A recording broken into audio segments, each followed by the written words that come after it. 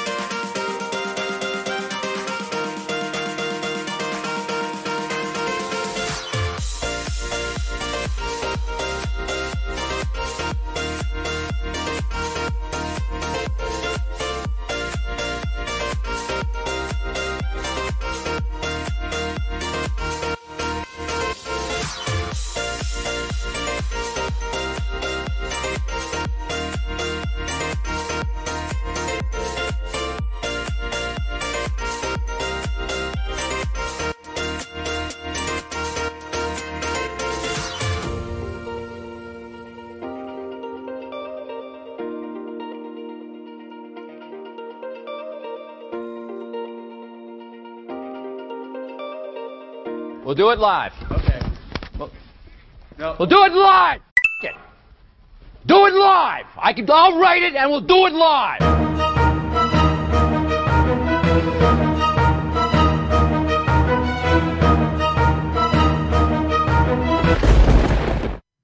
What is up, everybody, and welcome to another episode of Nintendo Talk Live. I am Bobby, the Nintendo Guru, joined by the voice of God. See what happens when I try to get Mr. Run Jump Stomp, Bill. What is up, Bill? How you doing? How's it going, man? Thanks for inviting me. Thank you for accepting. You know, I was excited. This is good stuff. This is good stuff. So we I like to do this. I like to kind of weave the web to figure out how we met each other, sort of. And I first was introduced to you. Well, okay, so I was thinking, this was months ago. I think I was doing the first time I did a Nintendo Talk Live with Miss Click.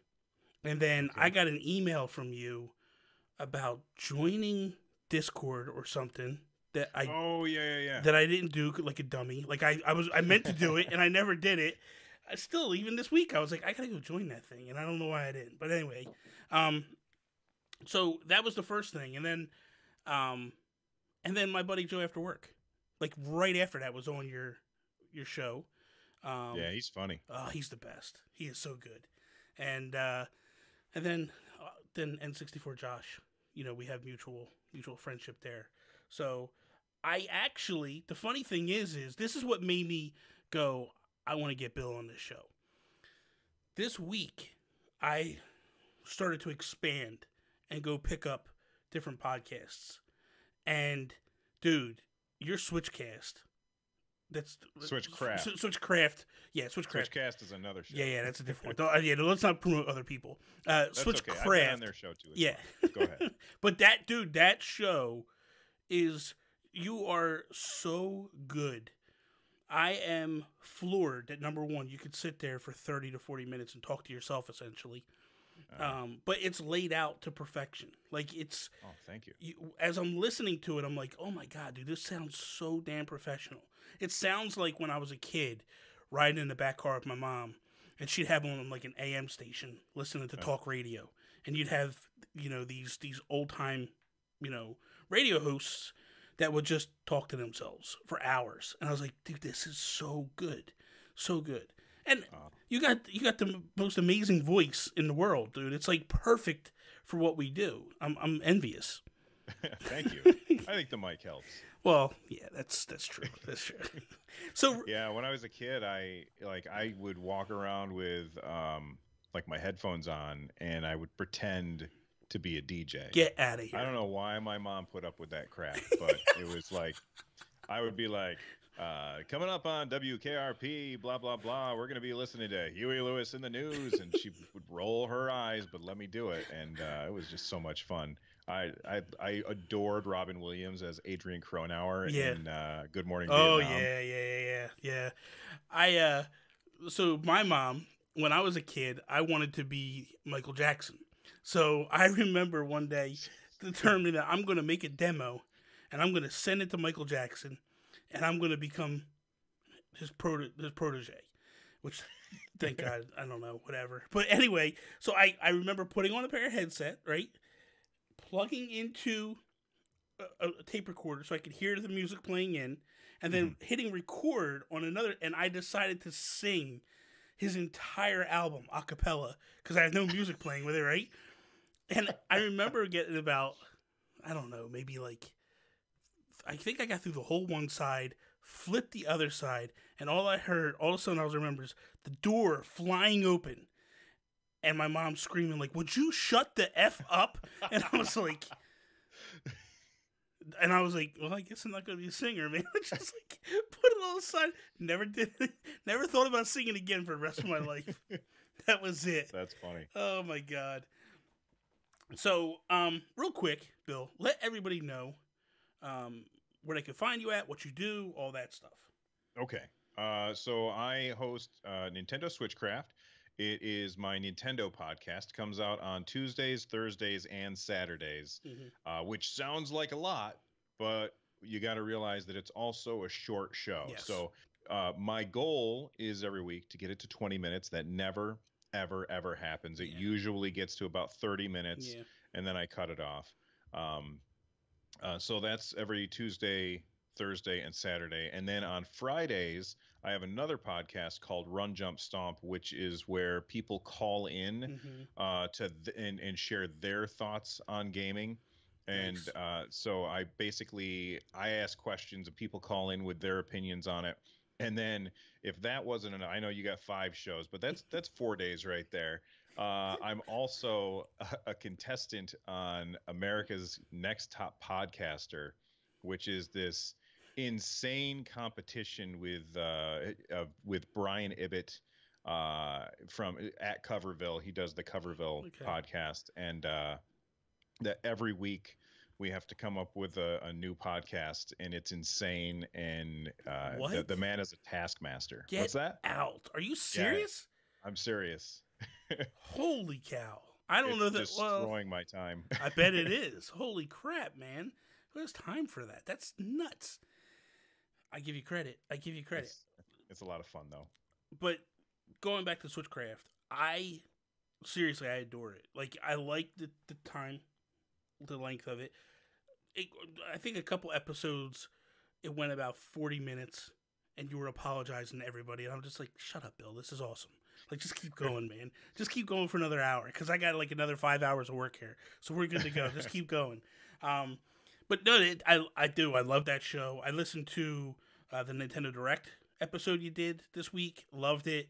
The Link's Awakening episode, which we're going to get into a little bit, because I wanted... It's funny because I'm getting ahead of myself a little bit, but there was a moment in there where you talked about pricing, and I liked your conversation. I just wanted to kind of pick that up here and let you talk to somebody about it a little bit and see if we can kind of, because I enjoyed your conversation you had with yourself, and I was like, this would be awesome for a podcast. So I took some notes, so we're good to go. So the first thing I want to ask you, I ask everybody this question. Okay.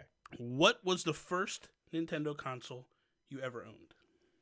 So, in order to answer this question, I have to ask a question. Okay. Is it okay if it's not a home console, if it's a portable? That's fine. Okay. It's a Nintendo console, right? Yeah, it is. Yeah. So the first... If you tell me Game & Watch, then no. Whoa, but Game & Watch. It's a Game & Watch. That's amazing. That is amazing. That is not your first one. Yeah, this is my first. Well, this wasn't my first one. I bought it again. Okay. But this was the first thing that I had was Donkey Kong 2. That's amazing. Game & Watch, and I played this thing till the end of time. It had that beautiful. For those of you who are just listening, it had this beautiful gold and brown color to it. Yeah. And it had 2 screens, which was just complete insanity. And there's a little D-pad down there, and you were Donkey Kong Jr. and you had to climb up to the top and unlock your dad. And I loved this thing. I played it for hours in the back of the car whenever we were going anywhere. And it was my clock. That's the most important thing as a kid. Yeah. No, but that's crazy. That is crazy. My God. Well, I'm really old, so. Listen, we're probably not that far off. We're probably very close. We'll just let that go for now. Yeah, we'll just let it go. We'll find out after. We'll find out after the show. Okay, so what was the first Nintendo console you ever bought with your own money? The first one that I bought with my own money was probably okay. So it was the N64. I was in the Army at the time, and so I had a disposable income. Mm-hmm. And I went to my staff sergeant and I said, please, can I be late to work today so I can go stand in line at Toys R Us and buy the N64? And he said, yes, you can skip PT today.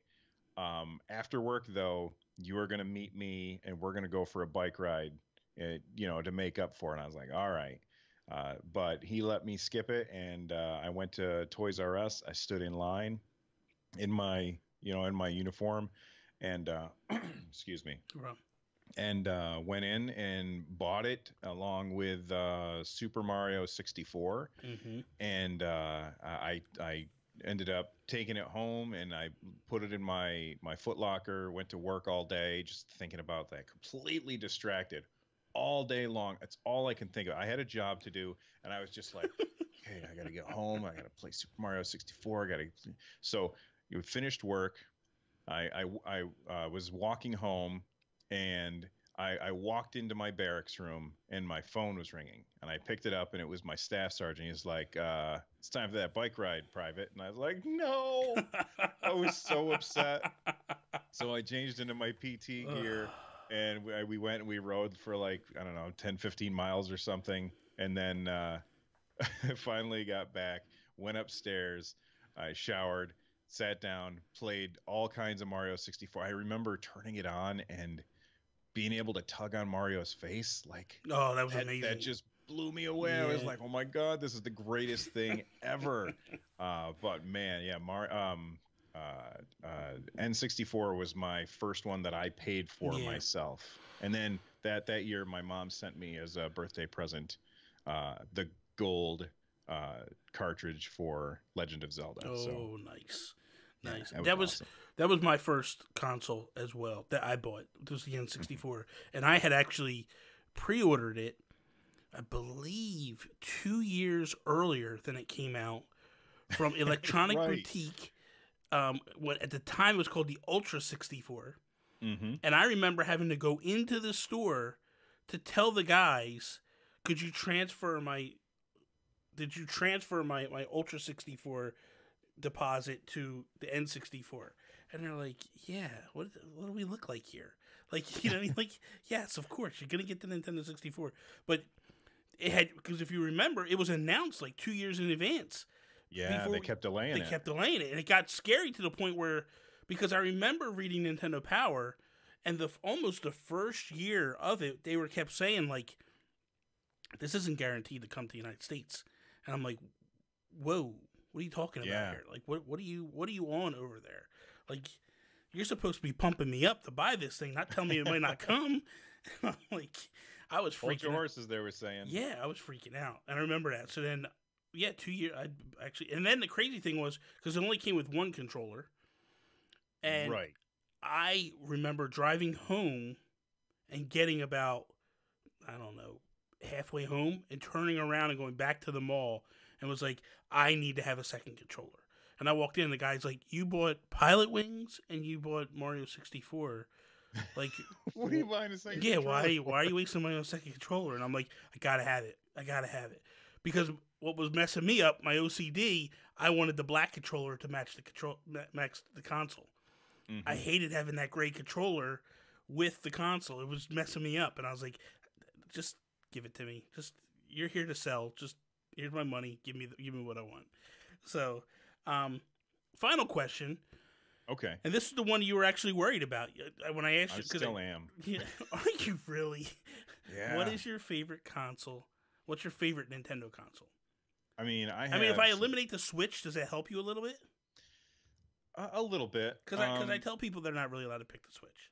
I adore the Switch. Yeah. I'll tell you what, if it had, I won't say virtual console, Yeah. but if it had Super Nintendo games on it, Yeah. and N64 games on it, then I'd be like, hands down, Switch. Yeah. Because then you could take those anywhere. Yeah. But since I can't play those old retro games on it, then I can't pick the Switch. And it doesn't matter. You won't let me. I won't let you know anyway. So, Evil taskmaster. well, because So- listen, man, the script hasn't been completely written on the Switch yet. That's like, true. you- They could screw it up. Yeah, they could totally mess it up. Reggie just left. Maybe he left because he knows a debacle's about to happen. He's like, I'm out now while it's on top. So gosh, what do I? Okay, I have so many memories of the N64. Like after I got out of the army, I came home and I got an apartment with my brother and his wife and other people. We all worked at Applebee's together. Okay. And I remember his wife had gone to go see Phantom of the Opera with one of her friends or something, and he and I stayed home and we drank and we played Zelda. And I remember, like, she walked in from the concert or the show or whatever, and we were like cheering and jumping up and down because we had just beat that game. I loved that game. uh, uh oh God, what was that game on there with the where you were the car and you had to like destroy all the building? Blast Oh, Corps. Blast Oh my Corps. God, I loved playing Blast Corps. Yeah. But then at the same time, I had the Super Nintendo. My friends and I would get on our bikes and pedal to the local general store Hmm. that they had it set up in the back, and we would go back there and play the first 10 minutes of Mario over and over and over again because I had like a timer on it. So Get out. it's so hard to pick between those two. So I'm gonna say the Super Nintendo because Okay. it had so many amazing titles, and even though I adore the N64, the Super Nintendo had just had a better library, I Yeah. think. The crazy thing What is, about you? mine is a Super Nintendo, hands Okay. down. I don't even hesitate. Because for me, I love as much as I love the NES. I felt like with the Super Nintendo, it took everything I loved about the Nintendo, the NES, and just Mhm. ramped it up. Just made it super. You know what I mean? Like they Nintendo was it kind of one of the reasons why I like indie developers so much is they don't necessarily do like sequel all the same.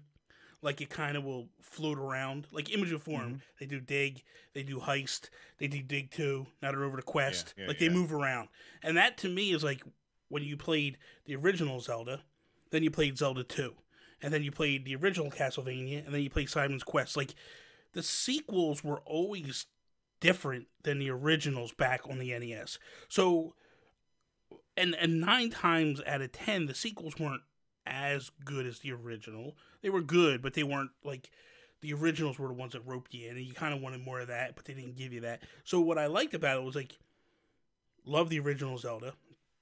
I Mhm. love Zelda 2, but like Link to the Past is my all-time favorite. So it was like when I got that, and I was like, "Oh my god, dude, this game looks amazing! Like this is unbelievable."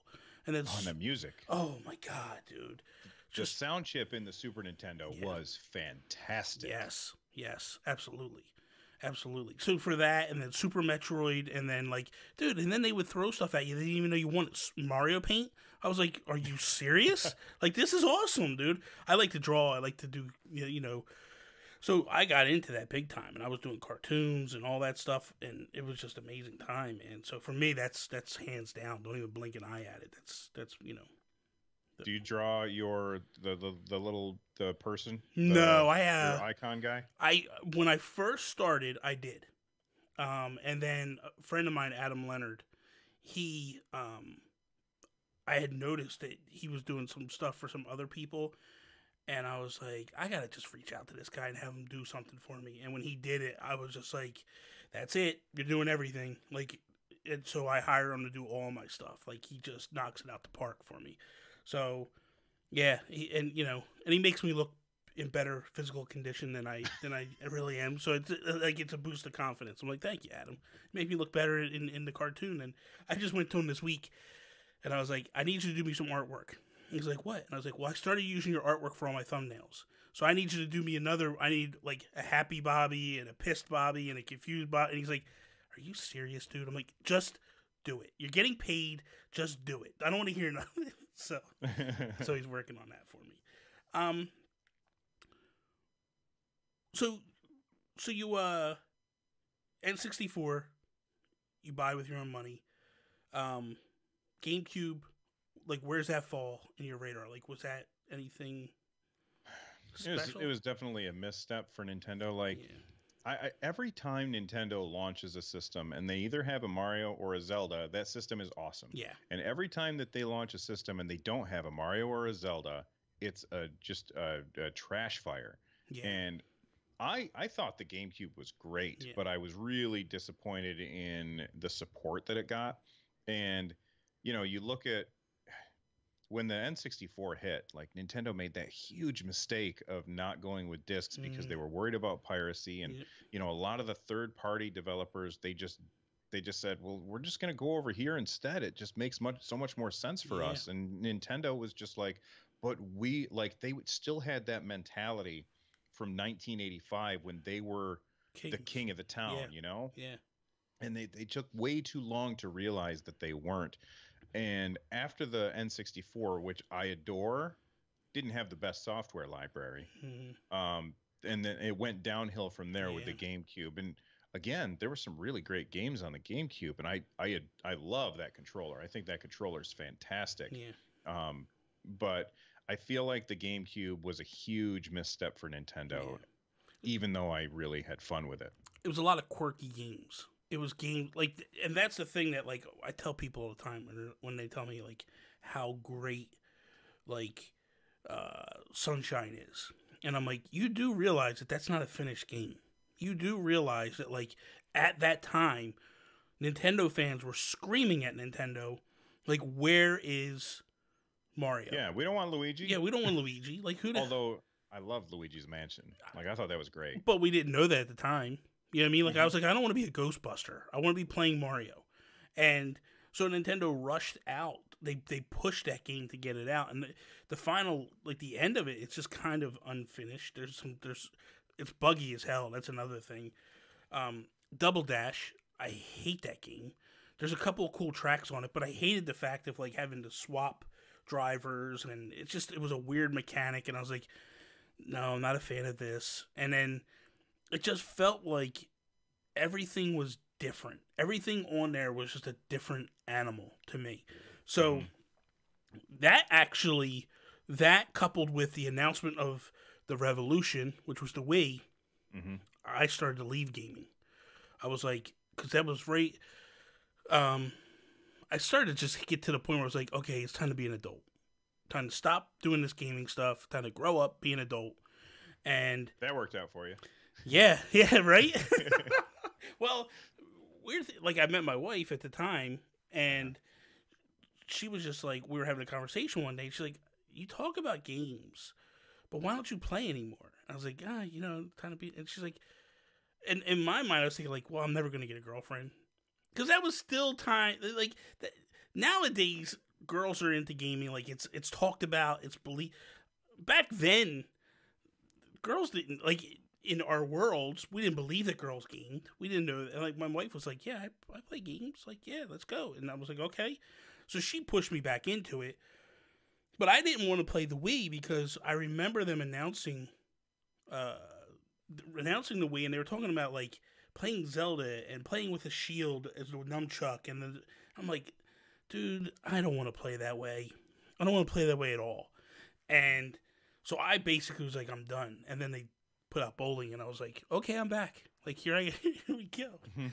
What was your thoughts on the Wii when they, So I snoozed on the DS.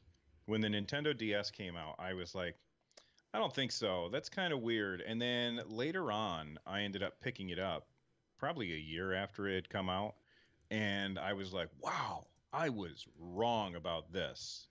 I was way wrong about this. Yeah. And then I remember watching the E3 press conference when they unveiled the Wii, and they had like the white liquid, and the controller pops up out of it, and I was like, boy, this could be a train wreck. But I was so wrong about the DS that I'm gonna give it a shot. So I think it came out in November. And I think my wife, like, they were impossible to find. Yeah, man.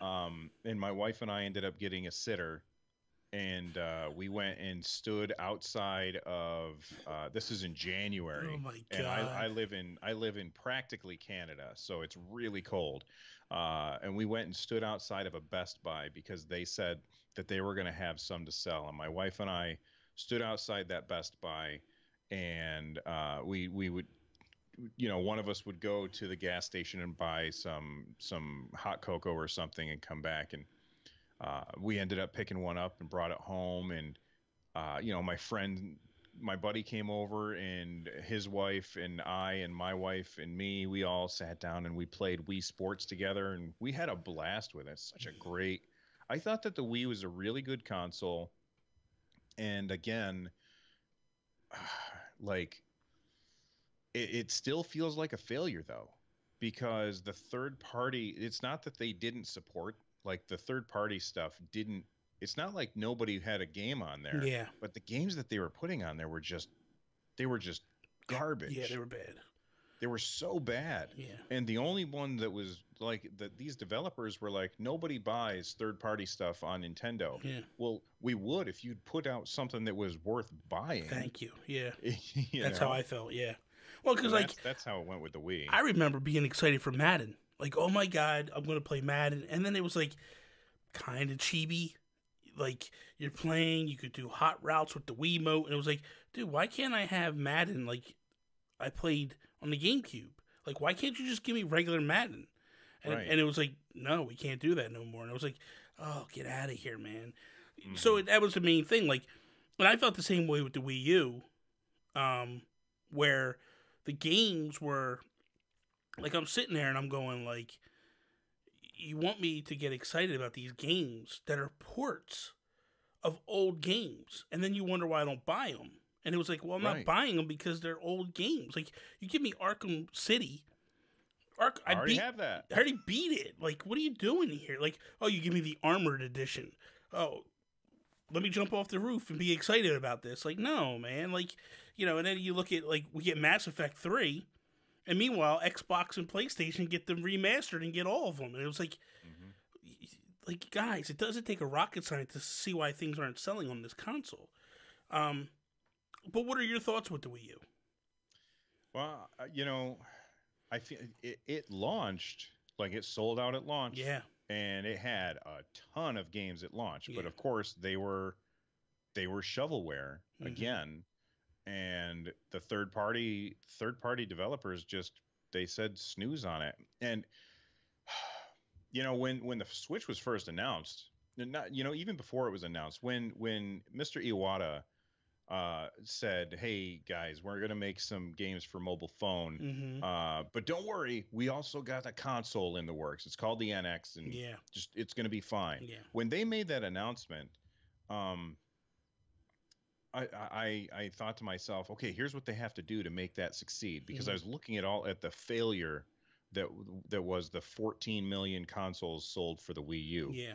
And I was looking at that and I said, they need to get third parties. Man, was I wrong, because they didn't have third parties at the launch of the Switch. Nope. I was totally wrong about that. Nintendo found a way. Yeah. And that way was launching with Zelda. Yeah. Like, that's what they have to do. They have to launch. They have to have the Wii U did not have a launch, a system seller at launch. No, nothing. They had a bunch of kind of second tier stuff that just wasn't great. And the other thing too was they struggled with HD with the Wii U. They did, yeah. Because that was also supposed to be, like, Smash was supposed to be earlier, Mario Kart was supposed to be earlier, 3D World was supposed to be earlier, like, all these games, and they were just struggling to get HD, get a grip. But then when and to their credit, they didn't just push it out to get it out. They had a lesser console that was handling 1080-60, and you had the Xbox One that couldn't handle 1080, and you had the PlayStation 4 that could barely handle 1080, and it was like they're crushing it. So it was like when they finally got it, they got it, but it just took them longer than expected to get there. Yeah, I think I remember. Didn't Iwata come on and he was like, "Yeah, we underestimated the cost that it would, like, how much it would cost us to make these HD stuff," and I was like, "Oh, okay. Well, that's kind of a big admission that you dropped the ball there." But there's something about Nintendo. They always find a way to optimize things the best. Like, they hit those high frame rates, high resolutions, and they come in at really, really small file size. You look at a game like Mario Odyssey, and it's like 5 gigs or 6 gigs or something like that.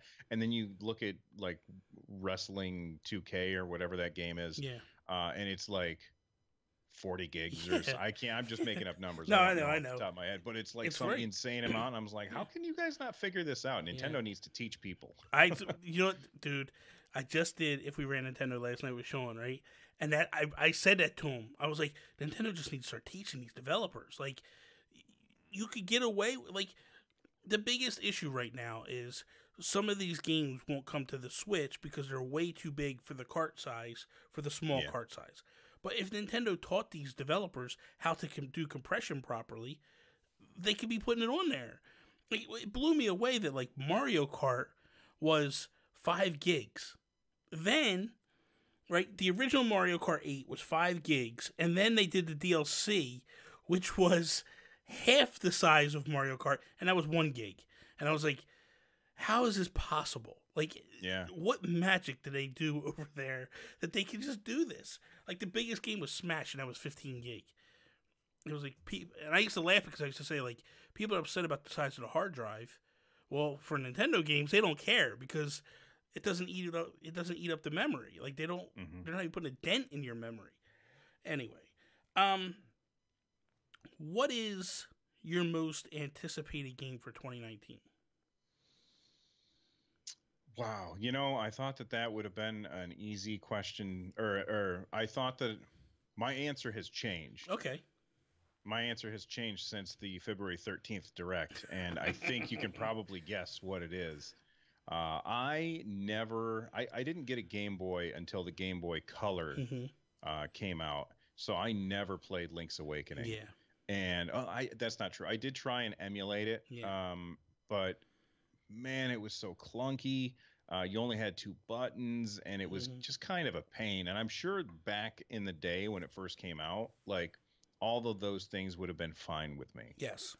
But playing it today, I was like, nope, I don't want to do that. So Link's Awakening getting remade, like, that announcement, that blew my mind. Yeah. It's yeah, I was not expecting that at all. Like, days leading up, there was rumors to a 2D top-down Zelda. Because I remember Miss Click posting something on Twitter, and I actually replied to her and said something back to her about it. We had like a little conversation about it. But like, for me, when I just wasn't expecting a Zelda that quickly. I welcome it. I'm ready for it. With this Zelda game, though, I played it on the Game Boy. I put a good dent into it, and then I stopped playing. The difficulty just ramps way up on that game. And it just got to the point where I was just like, all right, this is a great game, but I'm just not enjoying it no more. So I'm just going to set it aside, and I'll come back to it later. And then by the time I came back, I couldn't remember where I was, what I was doing, and I was like, okay. And I was like, well, I don't feel like going back through the whole thing again. And that was always kind of the issue for the last 30 years with that game, or whatever it was, 20 years. So my thing is when I look at this and I go, I'm ready. Now I feel like I'm ready to go back and play it. Because I felt the same way about Earthbound. Earthbound was one of those games that, like, played it really super hard, and then I just set it aside, and I just never went back. And then when they put it on the Wii U, I went back and I beat it. So I'm like, maybe now's the time. Like, I just need that 20-something years to clear my head and be prepared. But this is a good segue into your conversation that you had on Switchcraft. Essentially, it was about pricing. And there's people debating pricing all over the board on this right now. Definitely. There's rumors that's going to come in as a $60 price tag. Obviously, people are losing their mind about that, and they think that it should come in at a budget price of either like 20 to 40, somewhere in there. What for you? And I know the answer to this, but I want to have this conversation. Yeah. What's the ideal price for you? What I mean, obviously you wouldn't mind paying $20, but if Nintendo comes in and says, "Hey, Bill, $60," what's your take from that? What's your feeling? Then that's what I'm going to pay for it. And of course, I want it to be as cheap as it could possibly be. Yeah.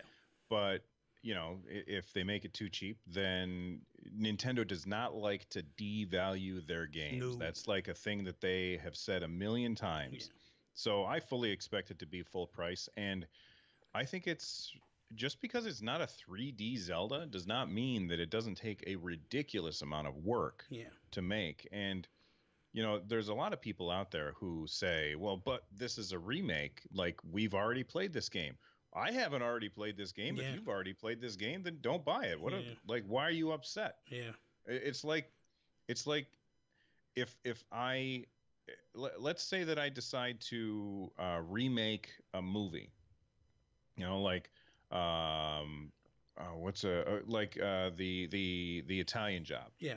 Okay. If I'm going to remake a movie, should the price of a movie ticket be half as much because they didn't have to write the story? Yeah. Because that's really the only thing that's coming from the original Zelda game. The original story. Yeah. They're remaking the entire thing. It's not like they're just porting they're not copying and pasting. Yeah.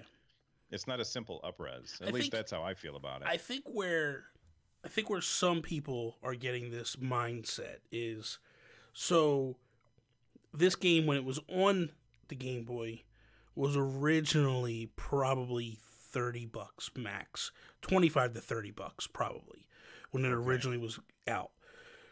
So I think people are thinking that mindset, like, oh, well, this needs to come in at maybe $40 or whatever. But my feeling is this.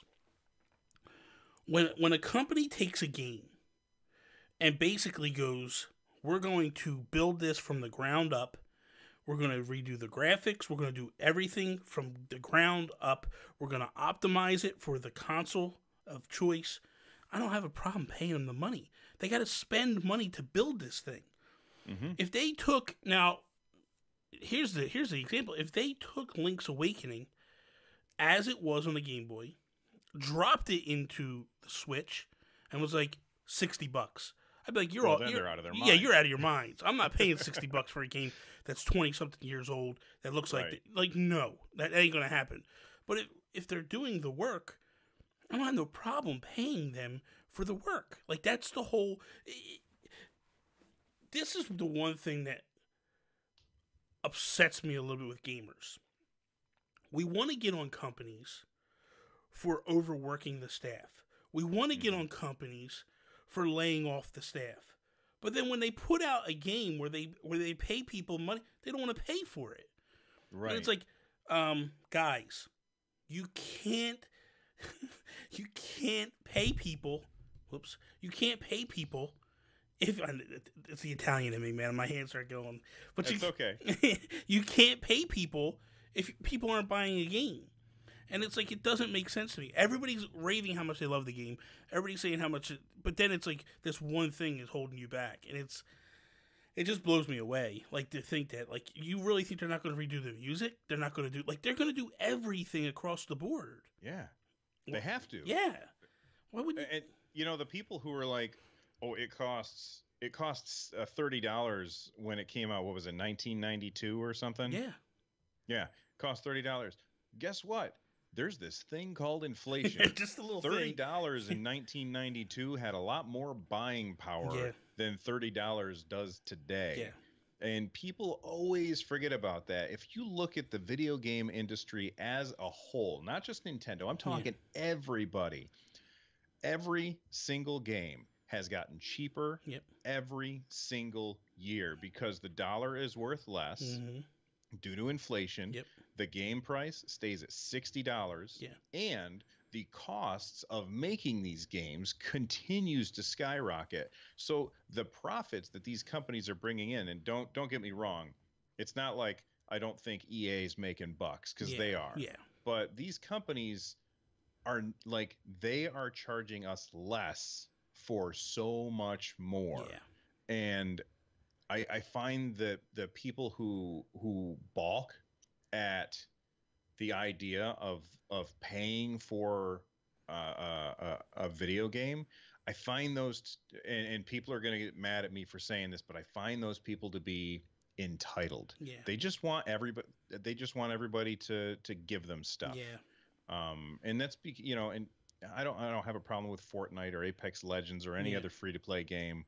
But I think that this is systemic of the free-to-play thing, which all started with our cell phones. Yeah. So, I mean, because you think about it, like, when Nintendo tried to change that with mobile, They put out Super Mario Run, and they go, "We're going to charge $20, but that's it." No, it was 10. Oh yeah, $10. $10. You're right. $10. That's it. All in. People lost their minds, and it was like, dude, you'll pay Candy Crush, and you'll drop $60 to $80 a month in this thing, and won't even blink an eye at it. But you got a problem with Nintendo charging you $10 up front, and that's it? Because who was talking to me about it? I think it was. I think we were talking about Planet Nintendo podcast, and with Pat and Joe, and they were saying it like, "What do you think Mario Kart World Tour is going to be?" And I was like, "I think it's going to be very similar to most. I think they'll try to maybe charge, but I think they're going to get beat up." And you look at where their games went after that; they've never gone back to that model. They've done they've gone Animal Crossing, they've gone Fire Emblem, and it's all them free to play type games. So I can see something where they're like, "Hey, free to play, you get the basic cart, you get the basic character, and that's it. And if you want the other stuff, buy it." And sadly, that's what's probably going to turn into. You know, they made a huge mistake with Mario Run, and here's what the mistake was. They had it as a free to start game. Yeah. Okay. And the reason that was a mistake, because I understand they were like, we want people to try it. Yeah. And Apple doesn't allow people to do demos. Yeah. So we have to make it free to start. And then if you enjoy it, then you can pay the $10 and unlock the rest of the game. Yeah. Sure. In theory, that makes perfect sense. The problem is with the Apple, their I want to call it the eShop, for crying out loud, the App Store. With the App Store, if you can't review something unless you've bought it. Yeah. Everybody bought Super Mario Run because everybody tried the free version, so everybody could review it. And they weren't reviewing the game; they were reviewing the price. Yeah. If they had just said Super Mario Run is $10, go ahead and buy it. Yeah. And then only people who actually paid money for it would have reviewed the game. Yeah. Its score would have been a lot higher, I think, and it would have brought in a lot more money. I think Nintendo kind of half emulated what the rest of the App Store community was doing, and it was a huge mistake. Yeah. But I feel that way with everything right now. Like, you go on Amazon, right? Why do they allow people to put reviews if they never bought a product? Oh, I know. It's insane. It's like, what are you doing? I have a video up on YouTube, right? I just watched it the other day because I forgot about it. I had it. It's a Best Buy review rebuttal. It's on the N60 or the NES Classic. Like 9 people reviewed it before the thing even launched. And they're giving it 1 stars and 2 stars. And I'm like, how in the world are you giving it a 1 star and a 2 star when you haven't played it, you don't know what it is, you haven't tried it, and they're basically going like, well, it should have been this and it should have been this, and it's like, if that's what you want, then make it. Yeah, but my thing is like, how is Best Buy even allowing people to put a review before the thing even launches, before you even own it? And the one thing I do like about Amazon is, though, they've done this thing where they've made it where, like, you're a verified purchaser. Like, if you've bought the item, then it puts but just eliminate the other stuff. It makes no sense why they're even reviewing it. It's so stupid. It's like, people are putting 1 stars on stuff, and it's like, you don't even own it. You didn't even buy it. It's like, review bombing is a huge issue right now, especially in the video game. Oh, yeah. Well, let's go. And that's what brings up is Let's Go Eevee, Let's Go Pikachu. When I was going through the Amazon reviews on it, people were demolishing it. And the people that were 1-starring it and demolishing it, none of them were verified purchasers. And it was like, so you don't even have the game, and you're talking about like, you know what it is. And it's like, just because it's different than what you're used to doesn't make it horrible. It's like, come on, guys. I don't know. That game's awesome, though. Don't sleep on it, people. Which one? Let's Go? Let's Go. Oh, it is. Let's Go Pikachu. Yeah, Let's Go Eevee. Yeah. That's really good. I was about to sleep on it, and then I was watching a stream, and then I bought it that day. Yeah. It's so good. It is really good. I'm not a huge Pokemon fan. Me either. But I was I only played like 2. Yeah. I've only played a couple. my biggest thing was Let's Go or Let Pokemon Go. Me and my buddy this whole past summer was just running around town doing raids and stuff. And I was like, this is the greatest thing ever. And it was like, then I got burned out, and I was like, all right, I'm done. I literally like my life revolved around it. I would We like played in the summer. yeah, I was playing in the summer. I wasn't playing now. It's too cold now. I'm not going out now. Yeah. Like that's their problem with that game. Like if you could just do it where I'm from my house, and like just bring them to my house. I don't need to leave. It's cold out, man. What are you people doing? So you've been a fan for a very long time, and I want to kind of go back to your childhood real quickly with this. What is probably your favorite memory when it involves Nintendo as a child? Oh God, it's got to be. Oh, it's got to be that first time that I turned on Zelda, A Link to the Past. Mhm. Like that Yeah, man. sound from the Triforces forming on the screen. Like It's awesome, right? I was because the original Zelda, like that was my obsession. My friends and I would go home and play it, and then we would come to school and we would talk about it. Yeah. We'd be like, okay, so I found this thing here, and oh my God, if you go to the graveyard and you push this one, Yeah. like we would have like these drawings on graph paper. We'd be like, push this gravestone, and you'd find a thing, and oh my God, like that was amazing. So when the next Zelda came out, like, oh, just a real quick aside. I got to ask you a question. Did you, like most kids, leave your, because your parents would say it's time to come eat or you got to go do your chores or something, and you're in a dungeon and you're Link and the only way to save your game is to get killed, right? So I would just pause the game and turn off the TV and leave it running, and then they would see the light on and they'd be like, "Oh, what do you think you're doing?" Yo, my dad used to lose his mind. The best would be I would real quickly eat and then like get up to go, and he's like, no. Just sit there. You gotta let your food digest. And I'm like, what? Like what? Sitting in the other room too. Yeah, like I'll be sitting, and then sure enough, we get done eating, and he'd be like, okay, let's get up. And I'd run in, and he goes, nope, family time, watch TV. And I'm like, you gotta be kidding me, bro. Like, we got one TV in the house. Like, and then he would turn the TV on, and there's Zelda, and he's like, you little son of a... He's like, now go to your bedroom. And I was like, so not only are you gonna just shut it off, and then the worst was the way you had to save that game. You had to push the reset and the power button, or it could potentially wipe the memory on the card. Do you remember that? I forgot about that. I knew that you had to get killed. Yeah. And then it would bring up the menu. Yes. But if you did not push reset and power at the same time, it could do something to the battery in it. And Are you sure? I think that was a different game. It was anything that had a battery in it, it could wipe it. Now, Zelda was probably the most sturdy of them all, but like I remember Final Fantasy being that way. I remember what else was it? Baseball Stars. Baseball Stars was a big one because me and my buddy would build these teams, and a couple of times we just hit the reset. Because the only reason I know this, my little bastard brother would actually like when he would be mad at me, he'd just go hit reset. Oh, and I'd be like, dude, if I lost everything, I'm gonna kill you. A couple times I lost everything, and me and him were in the backyard fist fighting, rolling around the ground. And then my mom would come out and punish us both, and it was like, this ain't worth it, man. But yeah, that was I did it. Yeah, I was stupid enough to do it. So back to so Link to the Past. You were talking about Link to the Past. Yeah. Oh my God! Like just the sound of that turning on, and then when you're playing the game, like that opening scene. Oh.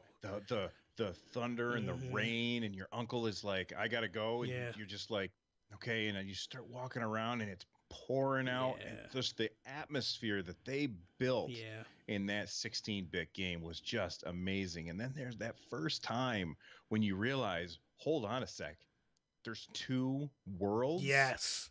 Mind was just blown. I remember when I discovered it, I think I was one of my first of my friends that found that.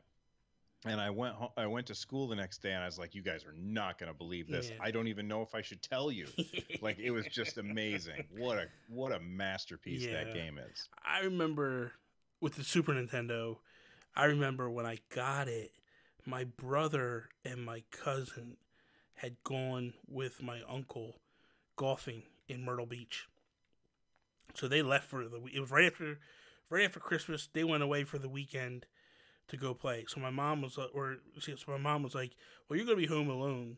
Why don't you call your cousin Johnny, see if he wants to come in, and just stay over for the weekend, and you guys can play your Super Nintendo and all that."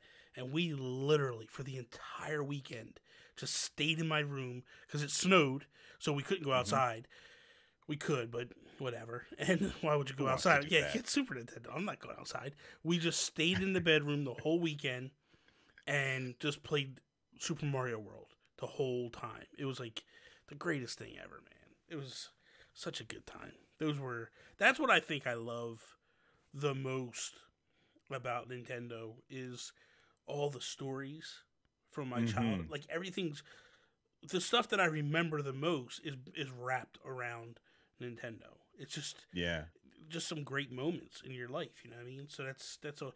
I can't imagine like you were saying, you went to a convenience store and they had a timer on for 10 minutes that you guys could play. I was a master at that first level. Holy cow. You're like, I got this down, man. Then when you get it, it's like you're blowing through it. We had to wait a long time before any of us would have parents that would buy us a Super Nintendo. So we spent a lot of time in that general store. That's pretty amazing. That is amazing. Okay, I got one more question for you. I just realized now, holy crap, an hour's almost already done. So we're gonna wrap it up on this question. Okay. What's your preference?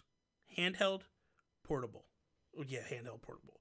For the Switch. For the Switch, what's your optimal way to play? Handheld, TV, like what's your way? TV. Yeah. I do play sometimes in portable mode, but almost always that thing is docked. But you know, the thing that I love most about it is we have 3 docks in the house. So I can take it from room to room and still play it on the TV, and it's just amazing. So like, I'll be sitting in here streaming on my Twitch stream, and then when I finish, like I'll be like, my wife is in the bedroom reading, and I'll bring the Switch in with me. I'll dock it, and I'll sit down and keep playing, and that allowed me to finish games that there's no way in hell I would have finished, like Zelda, Breath of the Wild. By the way, that's the game that reminds me the most of that feeling that I had when I was a kid trading secrets at school. You know, like, I can't believe that you can do this or that happens. Yeah. No way I would have finished that game. I got 200 hours. Yeah, I'm close in Breath of the Wild. It's amazing. I think I got 170, and then I started the game over, and I'm about 10 hours in on the second file. So I'm about I don't know how long I had the first time around, but then I did the Master Quest. I started fresh and or not Master Quest, but hardcore mode or whatever it is that Nintendo called it. Yeah.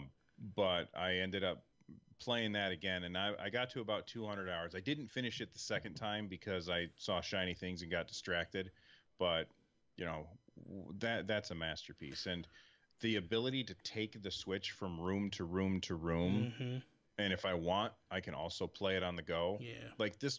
So I'll give you another example about why the Switch is so amazing.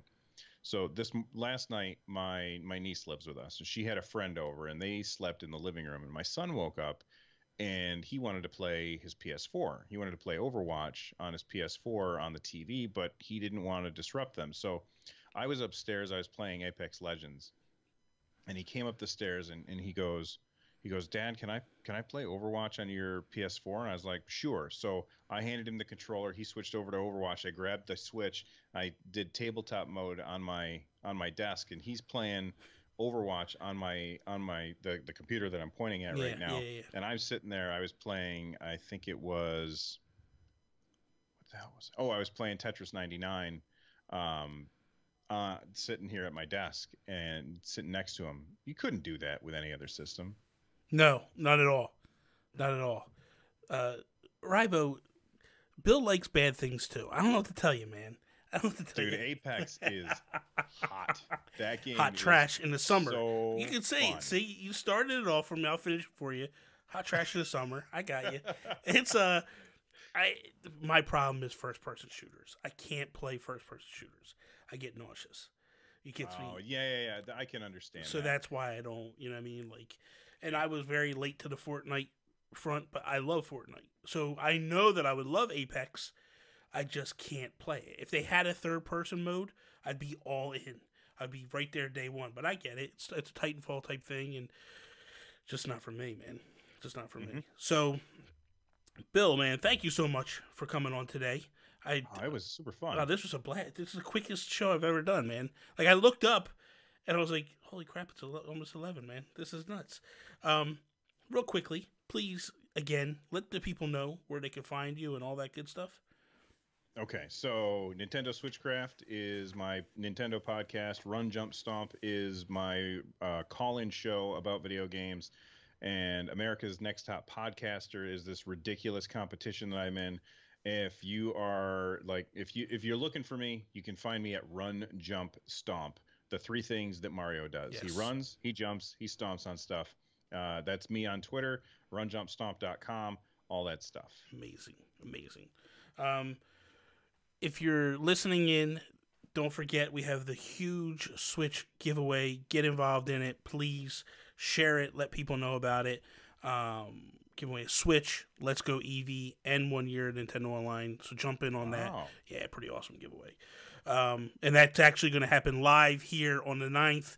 Josue Ponce of Nin Mobile News is going to come on, and we're going to do a Nintendo Talk Live, and then we're going to give it away as well. Again, Bill, thank you for coming on. Everybody can follow me over on Twitter's at Nintendo Gurus. Also go to nintendoguru.com.